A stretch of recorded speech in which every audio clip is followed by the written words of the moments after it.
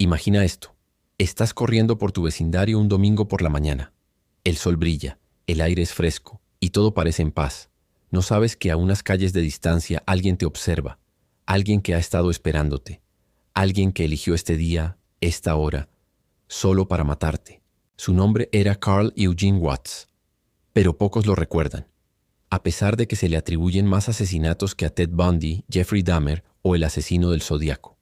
Se cree que mató a más de 100 mujeres en diferentes estados usando distintos métodos. Y lo más aterrador es que mataba sin razón aparente, sin patrón, sin conexión, solo por un impulso, porque sí. Mientras el mundo se obsesionaba con los asesinos más mediáticos, Carl Watts pasaba desapercibido, sin entrevistas, sin burlas a la policía, sin firma criminal, solo sangre, solo muerte, cada domingo, como una rutina mortal. ¿Por qué nadie lo detuvo antes? ¿Por qué su historia ha sido ignorada durante décadas? ¿Y cómo fue posible que después de confesar más de una docena de asesinatos casi quedara libre? Este no es solo un caso criminal, es una herida en el sistema, una historia real que hiela la sangre, y hoy vas a conocerla completa. Prepárate, porque estás a punto de adentrarte en la mente de uno de los asesinos más letales y más olvidados de la historia de Estados Unidos. Este es el caso de Carl Eugene Watts, el asesino del domingo. Carl Eugene Watts nació el 7 de noviembre de 1953 en Killeen, Texas. Desde el principio, su vida estuvo marcada por el caos. Su padre, un soldado del ejército, abandonó a la familia cuando Carl aún era un bebé. Su madre, una mujer estricta pero devota, se trasladó con él a Inkster, Michigan, en busca de una vida más estable. Pero lo que encontró fue todo lo contrario. Desde muy joven, algo en Carl parecía apagado. A los 3 años contrajo meningitis, una enfermedad que casi lo mata. Sobrevivió, pero su comportamiento cambió para siempre. Según relatos de familiares, comenzó a mostrar señales de aislamiento, insensibilidad emocional y accesos de rabia descontrolada. Era como si algo en su cerebro hubiera quedado alterado, y nadie supo cómo enfrentarlo. En la escuela, Carl no encajaba. Era retraído, lento para aprender y blanco fácil de burlas. Pero lo más inquietante era lo que hacía fuera del aula. A los 12 años confesó haber tenido fantasías sobre matar a personas. A esa edad también comenzó a torturar animales. Nadie lo sabía. Nadie quería saberlo. A los 13 fue arrestado por intentar estrangular a una niña de 26 años. Lo soltaron sin cargos. Lo consideraron un caso raro de agresión juvenil y lo mandaron a casa. En lugar de recibir ayuda real, Carl aprendió que podía salirse con la suya, que la violencia era una vía de escape. Unos años más tarde, en la adolescencia, un psicólogo clínico que lo evaluó dijo una frase que, en retrospectiva, suena como una premonición. Este joven muestra tendencias homicidas. Si no se le atiende, puede convertirse en un asesino serial. Y eso fue exactamente lo que ocurrió. Carl no era un chico carismático como Bundy, ni un payaso de doble vida como Gacy. Era silencioso, inexpresivo, casi invisible.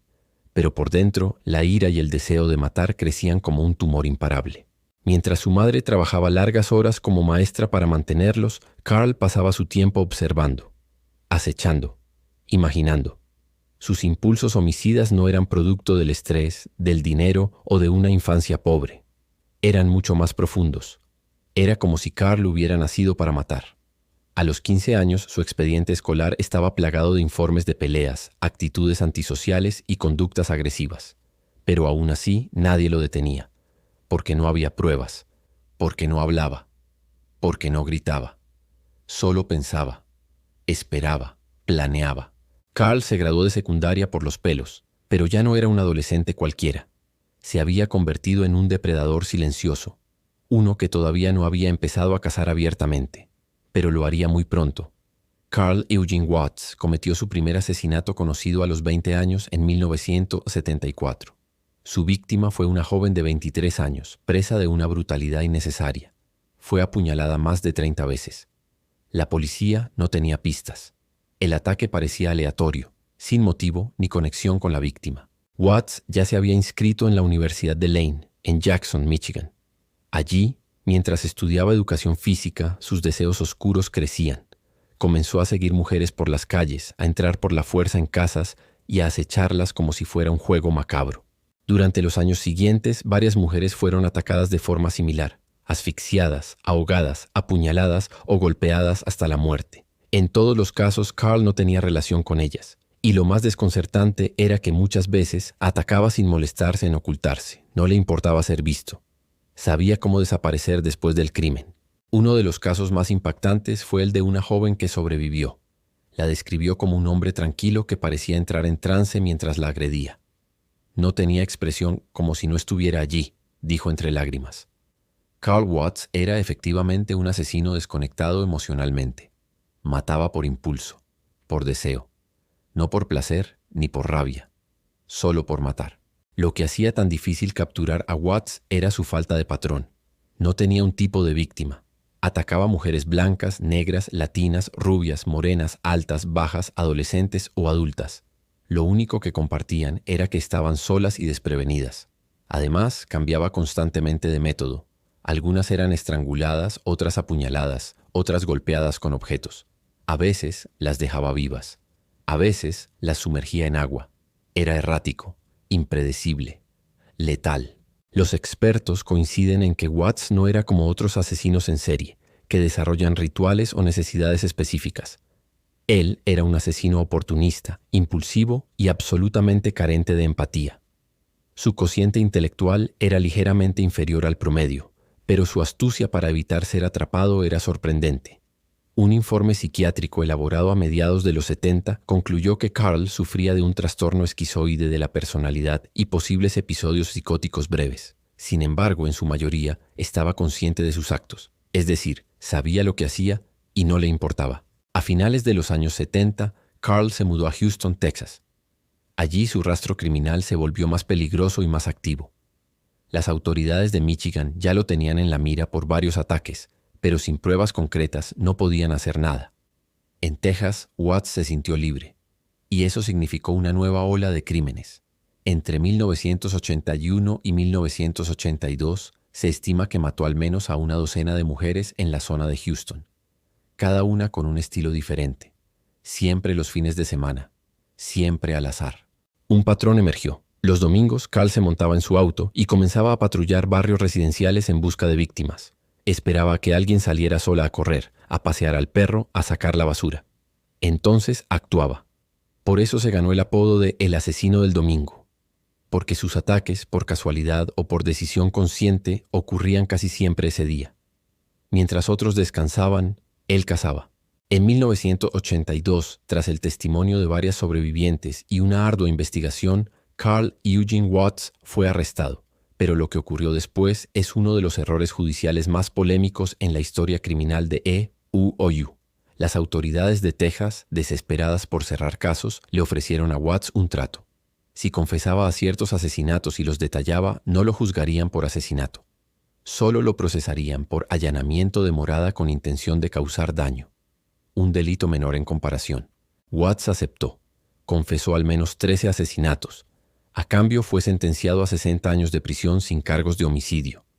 El público quedó indignado. ¿Cómo un hombre que confesó ser asesino serial podía esquivar la cadena perpetua o la pena de muerte? La respuesta estaba en la falta de pruebas físicas. Sin cuerpos, sin ADN y sin testigos, las fiscalías de los 80 no podían sostener casos fuertes. Así, Watts fue encarcelado, pero por razones equivocadas. Y lo más trágico, con posibilidad de libertad anticipada. En los años 90, las leyes de Texas cambiaron. Lo que antes eran 60 años firmes se convirtieron en una posibilidad de libertad bajo palabra después de solo 24 años.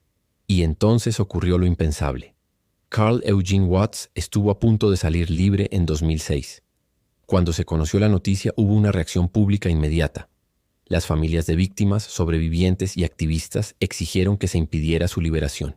La presión obligó a las autoridades de Michigan a buscar cargos pendientes. Allí encontraron nuevas evidencias sobre el asesinato de Helen Dutcher, una mujer asesinada en 1979. Esta vez, gracias a los avances forenses y el testimonio de una sobreviviente clave, Carl fue extraditado, juzgado y finalmente condenado por asesinato en primer grado. En 2007 se le sumó otra condena por la muerte de Gloria Steele, ocurrida en 1974. Ambas condenas sellaron su destino, cadena perpetua sin posibilidad de libertad. Pero el hecho de que por poco recobrara su libertad demostró cuán defectuoso había sido el sistema. Carl Eugene Watts murió el 21 de septiembre de 2007, a los 53 años en prisión. La causa fue cáncer de próstata. Murió en silencio, sin remordimientos, sin disculpas. Hasta su último aliento nunca mostró arrepentimiento por lo que hizo. Para muchas de las familias, su muerte trajo un cierre parcial, pero también dejó una sensación amarga. El sistema había fallado. Las víctimas fueron muchas. Se estima que Watts pudo haber matado entre 80 y 100 mujeres en todo el país. Pero solo fue condenado oficialmente por 2 asesinatos. 2. Hoy, pocos recuerdan su nombre. No hay documentales virales sobre él. No hay series ni libros famosos. Su historia quedó relegada a notas de archivo, a testimonios dispersos. Quizás porque era afroamericano. Quizás porque sus víctimas eran diversas. O quizás porque su historia no encajaba en el perfil clásico del asesino serial hollywoodense. Pero el horror que sembró, ese no se olvida tan fácil. Carl Eugene Watts fue un fantasma en vida. Un hombre sin grandes titulares, sin mensajes a la prensa, sin identidades alternas o dramas personales. Solo un vacío. Una mente enferma. Un impulso homicida puro. Su historia no es solo la de un asesino. Es la de un sistema que no supo detenerlo. De una sociedad que no quiso mirar, de una justicia que casi lo libera, y de decenas de mujeres que perdieron la vida sin siquiera saber por qué. El asesino del domingo murió, pero su sombra, su indiferencia y su crueldad siguen siendo una advertencia silenciosa. El mal a veces no necesita explicación, solo oportunidad. A veces los monstruos más peligrosos no son los que gritan, sino los que callan. Carl Eugene Watts no buscó atención. No dejó mensajes ni símbolos. No jugó con la policía, ni pidió fama. Solo mató. En silencio. Una y otra vez. Sin mirar atrás. Y quizás por eso su historia no fue contada durante décadas. Porque el silencio incomoda.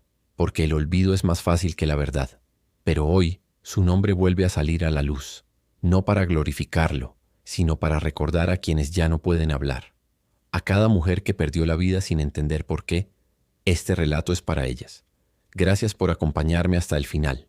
Si este caso te estremeció tanto como a mí, no olvides suscribirte al canal, dejar tu opinión en los comentarios y compartir este video. Juntos podemos seguir desenterrando las historias que el mundo quiso enterrar. Nos vemos en el próximo caso. Y recuerda, la oscuridad no siempre está lejos, a veces vive entre nosotros.